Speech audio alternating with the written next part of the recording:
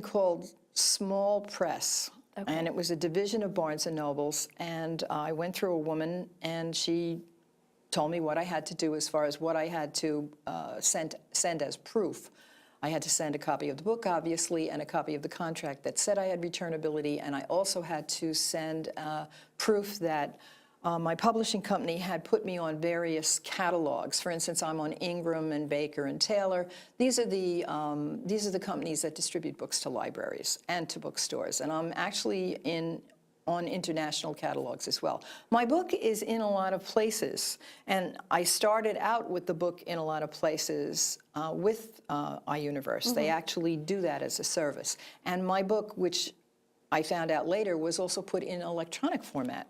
It was part of the package. Right. This was not part of a lot of people's packages. I talked to other people who went to other companies, and they were charging something like $500 to do this. To create an e-version of the book? Yeah, to create an e-version of the book, and I really think they probably don't do it anymore because you can do it yourself now. Right. So I think that was probably a short-lived a thing for them. Were you satisfied generally with the product and the experience, the self-publishing experience, would you say? Yes, I would have to say that it was a pleasant experience. For the first book, it was an extremely pleasant experience. However, when I went on to the second book, which I thought was better written, they gave me a harder time about the editorial review. Really? And they wanted me to make changes that I thought were completely, I don't know how to say this, they weren't in keeping with the style of the book. Right. And I just felt that I had an overambitious editor at that point. I had a different editor, and I went against what they said, even though I made some changes. I did, and then I sat down. By this time, I knew people in the editing business. I had met editors who worked for traditional publishers. Most of these people were retired, and proofreaders, and so I was doing a lot of this on the side. And these people, one lady actually took me by the hand. She put the book on my kitchen table. She took me by the hand and she walked me to the other end of the house. And she said, "We're walking away from these editors. The book is fine." Really? I don't know why they are making these criticisms. And maybe their criticisms were valid. I don't know that. Sometimes it is just personal taste. It really is. Well, they actually say that. They say Yeah. that in their, they have like a little, some material that they send to you, and they say that, this is a matter of personal taste, and I tried to get a different editor, but they don't do it that way. So, so that was a little bit more difficult, but I still was able to publish the book, however, not with editor's choice.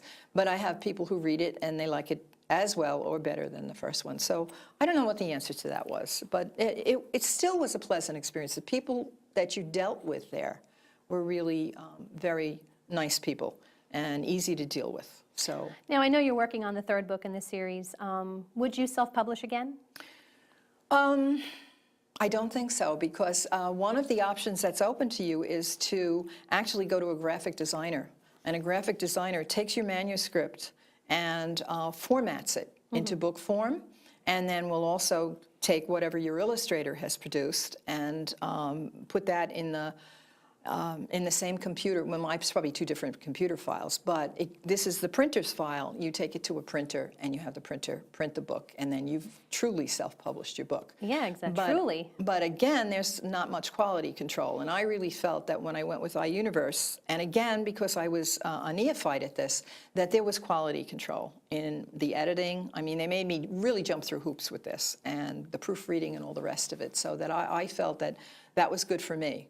Now, as I get better, or as I meet more people who are willing to work with me on the editing and the proofreading, I probably will go and do the printing on my own. For instance, the covers on these books were actually not produced by iUniverse. iUniverse will take any cover you come up with, well, as long as it's not, something really Right. that can't be printed. Distasteful. Yes, distasteful, that's a good word. Originally, what they do is they have you go to stock photographs, and you pick a photograph, and they do the graphics of the title and whatever else you want on the title. So this is the second. Actually, the Madonna Ghost had a different cover. Really? And it was a photograph, and I liked it, but then I met up with Marianne Savage, who is my illustrator, and I really like these covers much better. And there's a theme to them. You'll always be looking through a window. I love that idea, that theme of looking outside. Yes, and there's always some little clue on the windowsill that has to do with the story, and there's always a vanishing point in the picture, and that's the mystery. So Now, did iUniverse suggest any marketing strategies for your books? absolutely. In the package that I bought, they actually offer a website. The website is only $400, which is actually, I think, and I keep using that word, pretty cheap for a website. I've had a website designed for $800, and that was also reasonable. So I was happy to get the website, and it was $30 a month to maintain it, which is very expensive. That part was expensive, and also I could change it at my will. But again, not knowing enough about marketing, I really didn't utilize that website to its fullest potential, and I have now switched to a different website. You can, of course, now go on something like WordPress, and you can do your own website and your own newsletters. I mean, you can do all of this yourself. Yep.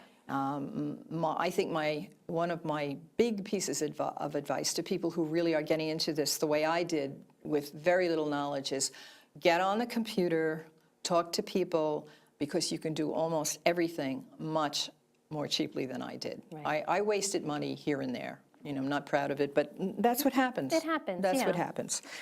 So What did you find most successful about the experience for you? What strategies were most successful for you? well, what I did, I think what really helped me was that iUniverse asked me to come up with a marketing plan.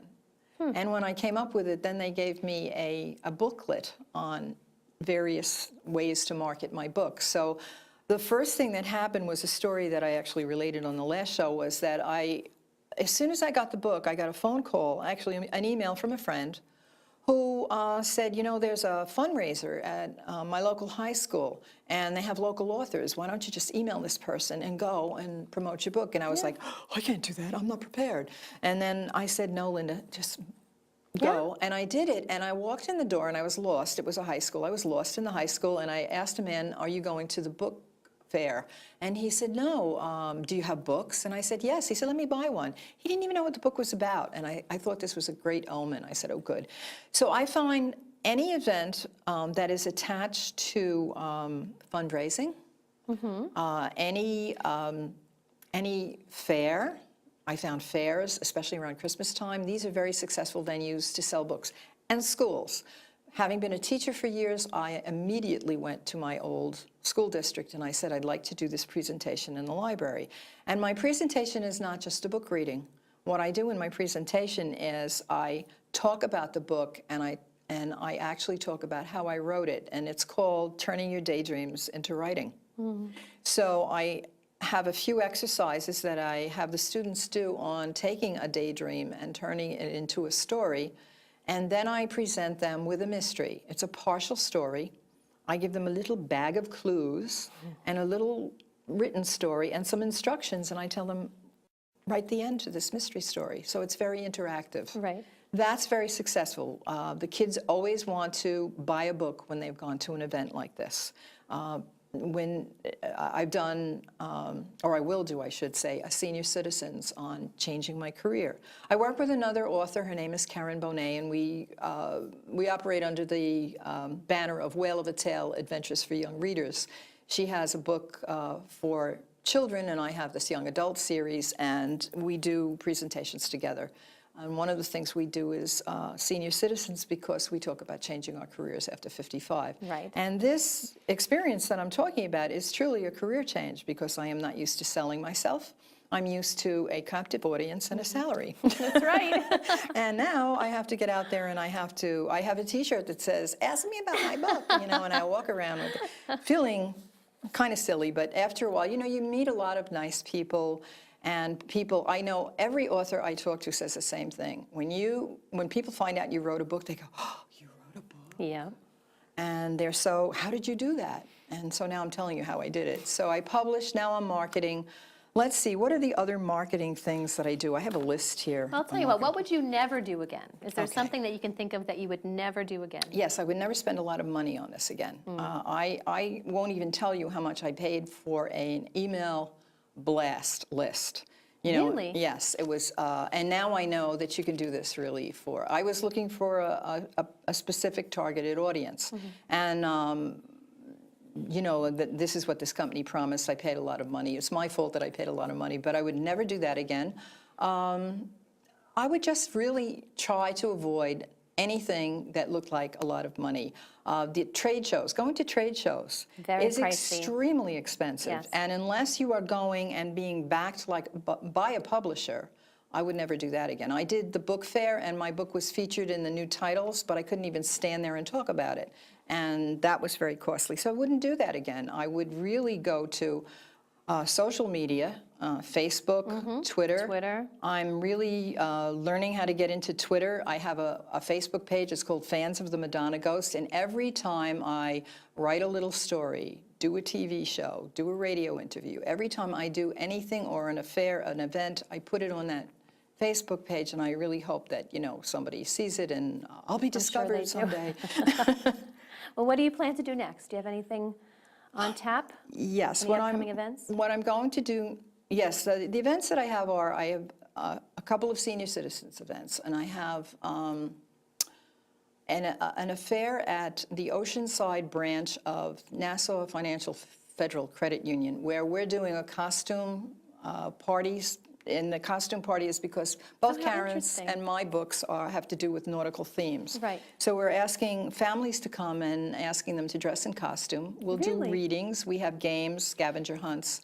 And the reason why we're doing this, why the credit union is allowing us to do it, is because they're having their 75th anniversary, and they're trying to support local artists. So we get involved in those kinds of events, and they come up often. I'm going to do the Ocean Beach crafts fair, and that'll be the weekend of August 13th and 14th. So we have these affairs coming up. They seem to come up. But what I'd really like to do is pull back from this, and I would like to really work the social media and also work the local media. It is amazing to me that so many of the local TV stations, radio stations, and papers need stuff. Yeah. They need material. So you can write a story. I went online. That's another thing I did. I put lesson plans for teachers on my website, and the lesson plans have to do with the books, but they cover science, English, and social studies. So in doing that research, I looked at websites. I found some on Fire Island because my first book takes place in Fire Island. And they said, write a comment about your favorite comment about Ocean Beach. So I did, and the editor got back to me and said, I really like your writing. Would you like to write a regular feature? That's wonderful. So I'm going to do that, and those are the kinds of things I'm really going to do now. I'm going to go after local media, social media, and then I have confidence now. I know a little, you know, this journey that you do, it builds your knowledge base. Your knowledge base builds your confidence, and now I really want to go and see if I can get an agent to do all this work for me. Right. And that's basically what I'm up to next. Well, I wish you all the best with your journey. Thank you. And thank you so much for stopping by again. This was a great chat and very informative for our viewers. Thank you so much. And maybe you'll come back again and when that third book is written. I'd love to do that, and if I find any other successful Please. venues, I'd love to talk about them. Thank you. Thank you so much you. for coming. And thank you for being with us today. And we'll see you next time on The Writer's Dream. Thank you.